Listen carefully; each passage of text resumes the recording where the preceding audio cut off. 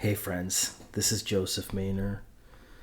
So what I want to do in this video is I want to express an insight and unpack it a little bit, but ultimately in the first instance express the insight, which is that people take their own strengths for granted and advocate for their weaknesses because everybody is trying to grow,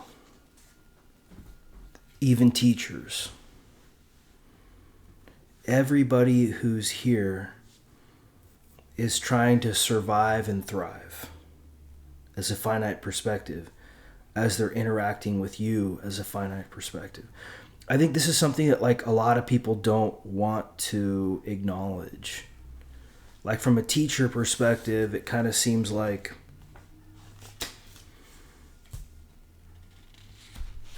listen to what I say, don't focus on what I do or what I did. Like my ideals are what matter. And I'm this kind of white knight who's trying to move people beyond a certain point where it's like, well, no, because if we look at your path, like how you got to be where you are now, right? It's in many ways, you've rejected those things. Why? Because you got them already. They were strengths for you. You didn't value them. You don't see how other people can have the exact weaknesses that you have as strengths. And everybody has a profile of strengths. Everybody. And the key is to figure out what those are. And how those differ from between you and other people. Instead of taking your strengths for granted, as if you're almost trying to build a credibility, like I worked really hard to get where I'm at. Nobody worked really hard to get where they're at.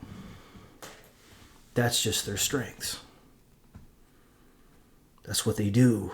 Some people are active, some people are contemplative, some people are artistic, some people are God knows how many different ways. And to the extent that that works well within a certain kind of system is a secondary kind of question.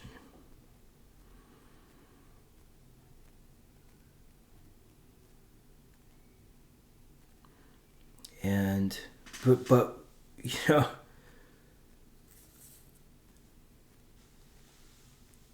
people don't want to teach you. It's almost like they feel like they're giving up their key to making a living. They really don't want to teach you their path. Like you look at their path and you see how they became successful. And you're like, well, how come you're not teaching that? You're teaching this other kind of thing. Because now that they have the result of that, right? They're like, okay, I'm cool. I have money. I have relationships. I have health. Now I'm going to virtue signal other people and I'm going to tell people what I prefer, ideally, instead of how I actually did what I did. So here there's a paradox between sharing your path and being the teacher, or show me versus tell me.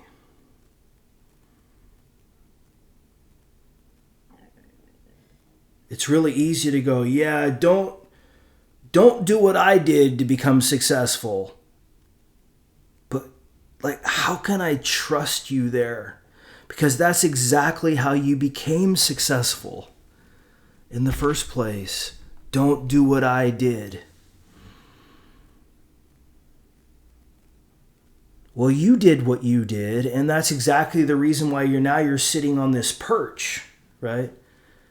Where you can virtue signal other people from this place of abundance because you made the money, but how did you make the money? See, that's what you don't want to tell people. You don't want to say it's almost like you're trying to, I don't know whether it's virtue signal And we'll talk about the issue of internaling other people's virtue signals. Taking like a moral high ground, but it's like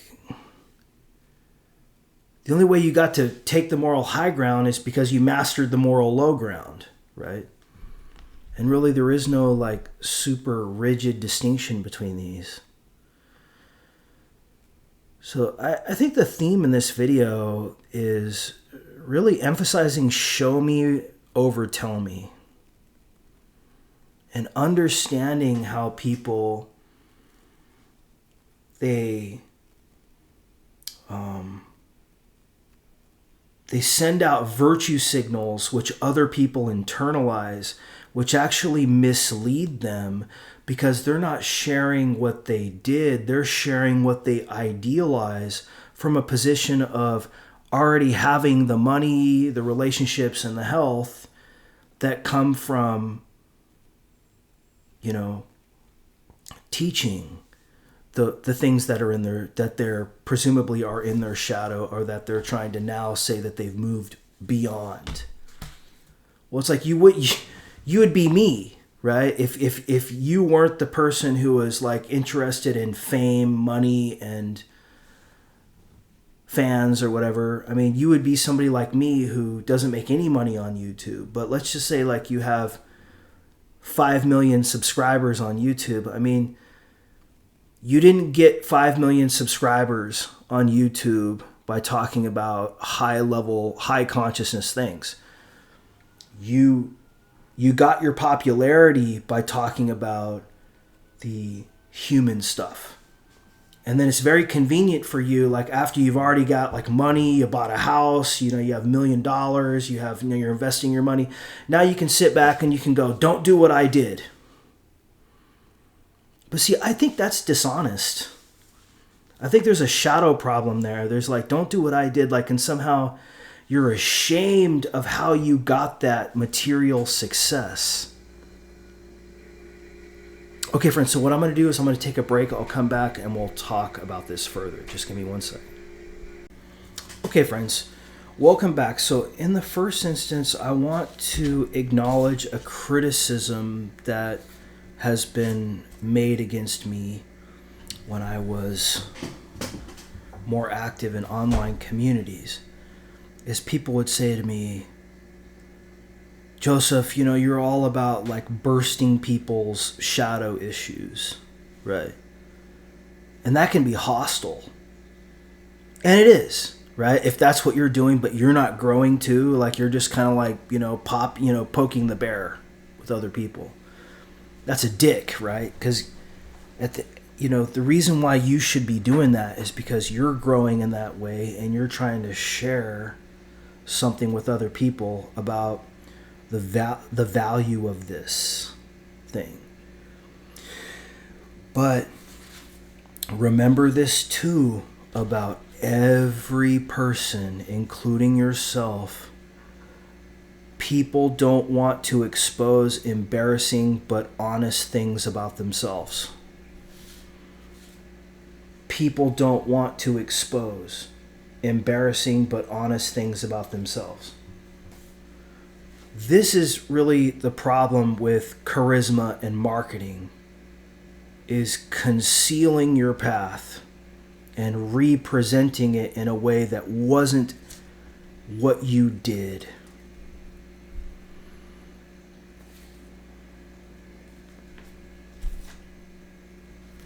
You have to be honest about what your life was, warts and all the bad things you did, like when you were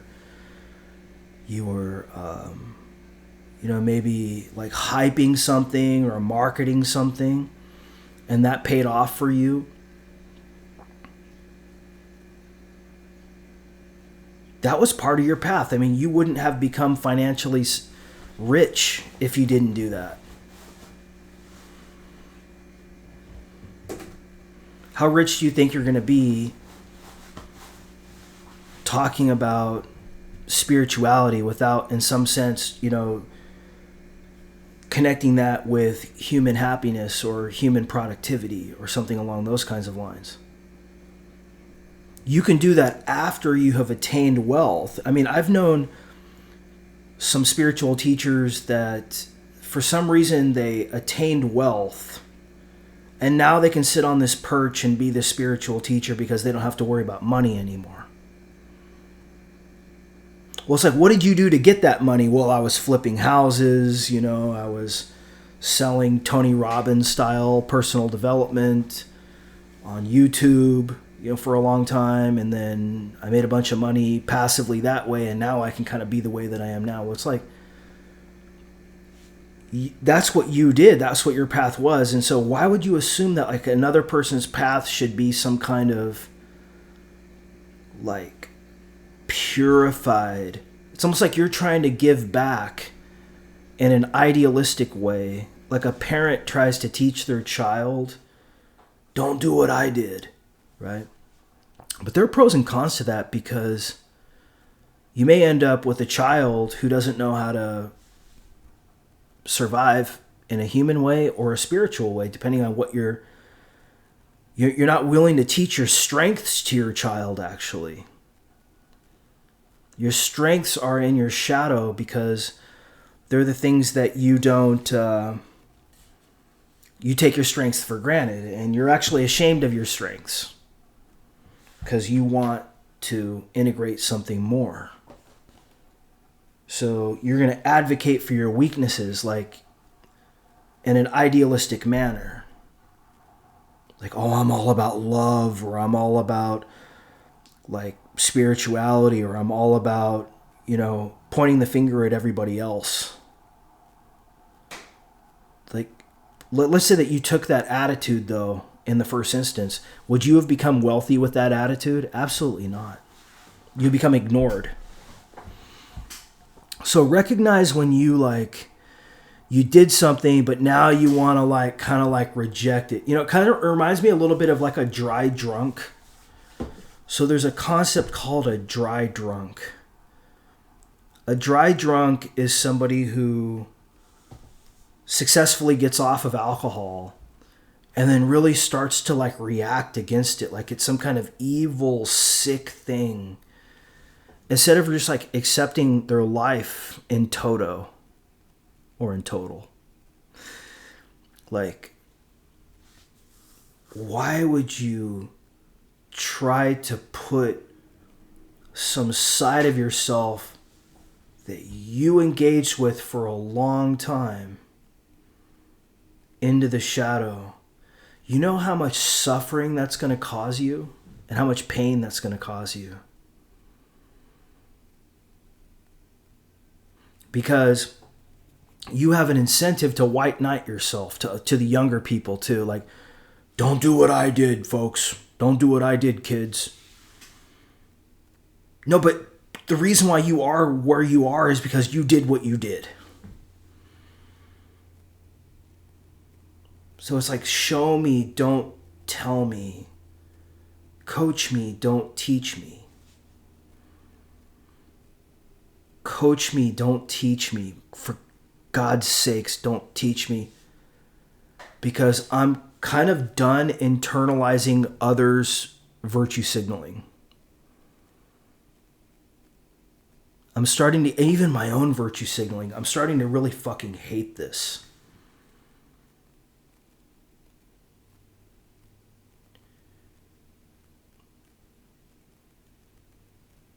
It feels very manipulative. I'm going to tell you some kind of story that doesn't actually coincide with what I've done and what you've done. People aren't honest in this way.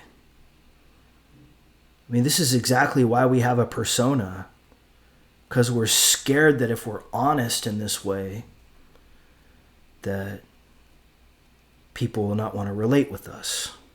We'll become some kind of bum on the street, some kind of person who can't get along with other people, can't grift off of other people or whatever it is. And I'm not saying anybody's grifting off of other people, or even that grifting off of other people is bad necessarily. What do you think making money actually is? I mean, I hate to be blunt, but The only reason why somebody is paying you is because they have to see that relating with you benefits them, even if it's not true. So the masculine manipulates a link in order to encourage other people to sort of buy into his signaling. It's like he rallies the troops and creates a structure. But why is he doing that? Because it benefits him. Look at the rock star, right?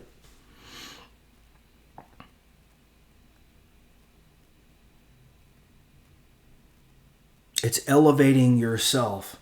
The problem with this, though, is that when you start virtue signaling and placing yourself on top of a pedestal and kind of shooting down at everybody else, and why are you doing that, right? Because you have to create value to get people to accept your virtue signaling or your truth signaling or your God signaling or whatever it is that you're signaling. But what you're unwilling to do, which actually would help people, but the fact you probably wouldn't make as much money doing this, is just share what you did. It's like, show me, don't tell me. Coach me, don't teach me. But see, it's much more lucrative to become a teacher because you can work with people's abstraction, their hopes, their need to relate, need to have a community and so on. But that muddies the waters because the real thing that you have to teach when it comes to personal development is what you did. Just share what you did. Don't give me the fucking bullshit. Right? Just share what you did. Even if it was flipping houses or, doing Tony Robbins style personal development to get your YouTube channel to where, they like you and they start, feeding you. And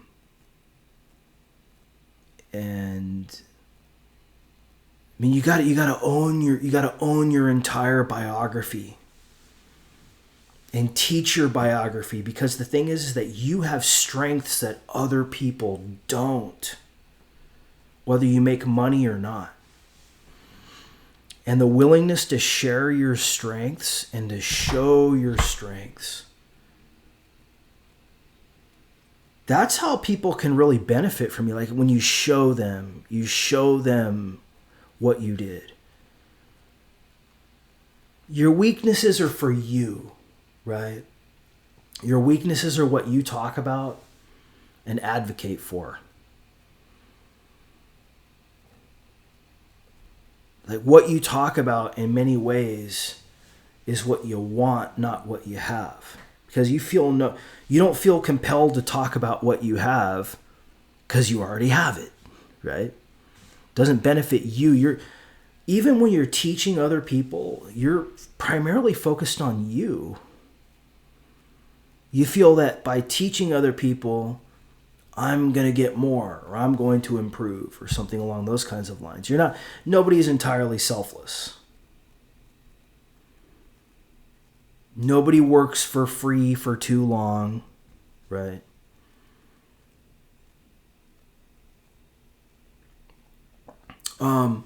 So what I want to do in the last third of this video is I want to take this a step further and talk about how we can do human personal development work without the marketing bullshit.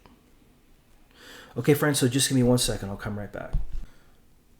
Okay, friends, welcome back. So I want to give you one pointer here for kind of human masculine self-help work. is to the extent that you can operate from purpose, that's where you want to be coming from.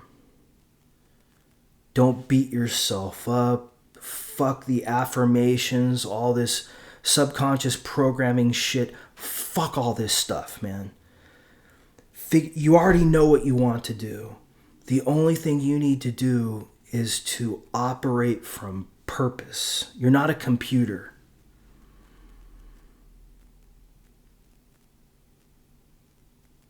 But if you're not operating from purpose, you feel like you're being pushed around by reality. That sucks.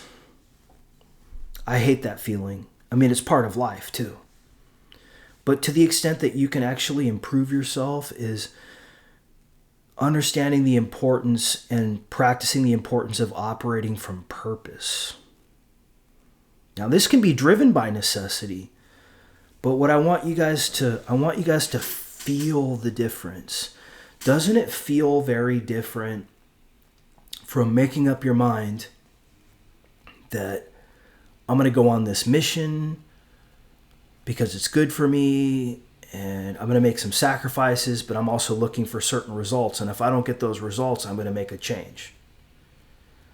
This is operating from purpose, right? From mission, versus feeling like you're just like out to sea and you're getting taken advantage of and you're going to die because you don't like your life, and so you're kind of treading water and you're not solving any kind of problem, but you're just bleeding, right? Too. So the only way out of this is that you have to recalibrate how you relate with other people. You got to stop internalizing other people's virtue signals.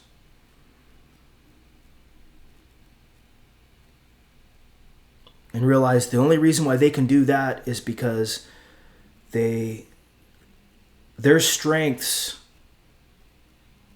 were taken for granted in relation to you. They're not gonna, they may teach you, but they're not gonna show you what they did. Because they don't feel like that benefits them. When actually the most salient thing that you could show somebody is what you are strong in. This is why I think it's important to share more so than to teach.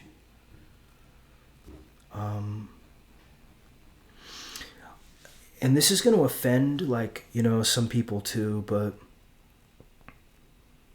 there's something to my way or the highway. There's something to my way or the highway. Trusting yourself as a human.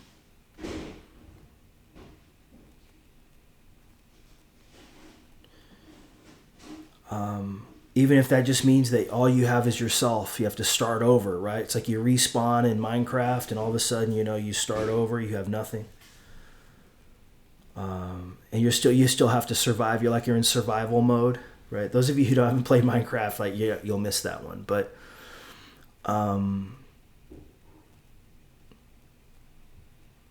be careful with hope.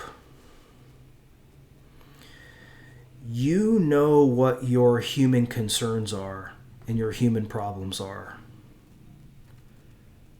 The only task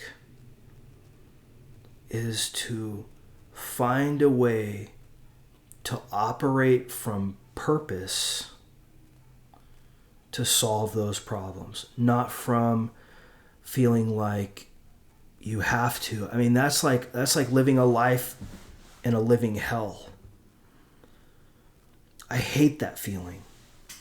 I don't know whether this is just a strength of mine or a weakness of mine, probably a combination of both, but I hate not operating from a position of purpose. I look at it like if I can't get behind something, I don't even want to do it. I'm stubborn in this kind of a way. But what's amazing is that when I do get behind something and I make it my purpose, I can move mountains. Like once I get engaged with something, whether it's health, spirituality, philosophy, relationships, once I'm engaged with something, I'm all in. But the question becomes like, how do I engage myself with something such that I'm operating from purpose, not from feeling like I'm being pushed around or manipulated? So I would say this reintegration of like stage red and stage orange, of trusting yourself as a human, my way or the highway as a human. This is not just like charisma, marketing bullshit. There are so many people out there who they're very strong in the spiritual stuff, but they're weak in the human. And then vice versa. There are people that are like weak in the human. Well, yeah, they're very strong in the spiritual, weak in the human. Then you have people that are very strong in the human and weak in the spiritual. But it's often the people that are strong in the human that are the people who are preaching about the spiritual because they have an audience. Why? Because they're strong in the human. Versus somebody who's strong in the spiritual but weak in the human like me, nobody listens to me, right? Because I'm not strong in the human. So people tell you what they want to integrate, not necessarily what they're strong in. So a lot of spiritual teachers, the reason why they're talking a lot about spirituality isn't because that's their strength. Their strength is actually in being the human, in getting that following, getting famous, getting money. Now they're trying to work on their weak areas, which is developing a heart, developing a higher consciousness, because that's their path in personal development. Versus other people that are really strong in the spiritual naturally, like I would say myself, but I'm weak in the human. So I have no fame, I have no money, I have no audience. And what I like to talk about is like human self-help, because I'm the opposite from you. Your strength is in the human, you're chasing the spiritual. My strength is in the spiritual, I'm chasing the human. You see that? Different perspectives have different strengths and different weaknesses. So people take their strengths for granted and advocate for their weaknesses, when really teaching their strengths would be much better. I mean, teach me about marketing. Teach me about how to make a living as a YouTuber, because that's what you're really strong in. Okay, friends, so I'll come back and I'll do a conclusion, so just give me 1 second. Okay, friends, so I think the main conclusion for this video is that people are generally flipped around. They're trying to show you they're showing you their strengths, but they're telling you their weaknesses. So in other words, like, their strengths are what are demonstrated, but what they mouth off about is that they're trying to teach you in some way that benefits their weaknesses, because that's what interests them. So paradoxically, people don't want to show you their strengths and tell you their weaknesses. They want to show you their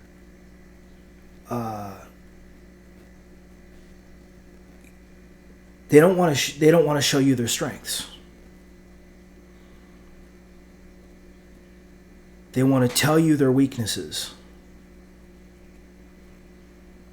because it doesn't benefit them to show you their strengths. But see, that's exactly what makes them useful to you. Otherwise, they're just trying to do their work with you as an audience. And so you have to recalibrate, how you relate with other people with this kind of insight. Try to learn the strengths of other people. But that requires you to kind of take what they tell you with a grain of salt. But see, we're so focused on what they tell me, right? What they tell me is what we're focused on. And you're distracted that way. They're distracted too. It's this vicious cycle of being distracted. Okay, friends? So the theme of this video again was people take their strengths for granted and advocate for their weaknesses. They talk about their weaknesses. They talk about their anti-shadow. Because your strengths in a way are in your shadow because you don't need to focus on those. You already have those. I mean, if you're already popular with relationships, that's not going to be generally what you're going to be focused on. You're going to be focused on what's going to benefit your personal development. But really, if relationships are like a super strength for you, or whatever it is, like marketing, finances, that's your greatest gift to other people, not sort of teaching people how you're circling the wagons of whatever it is that your weaknesses are and wanting to feel like you're helping other people attain your weaknesses because that makes you feel like you have your weaknesses, which you don't. Like if I can teach other people, then that makes it feel like I have my weaknesses or that I've solved my weaknesses. Okay, friends? I'll talk to you soon. Take care.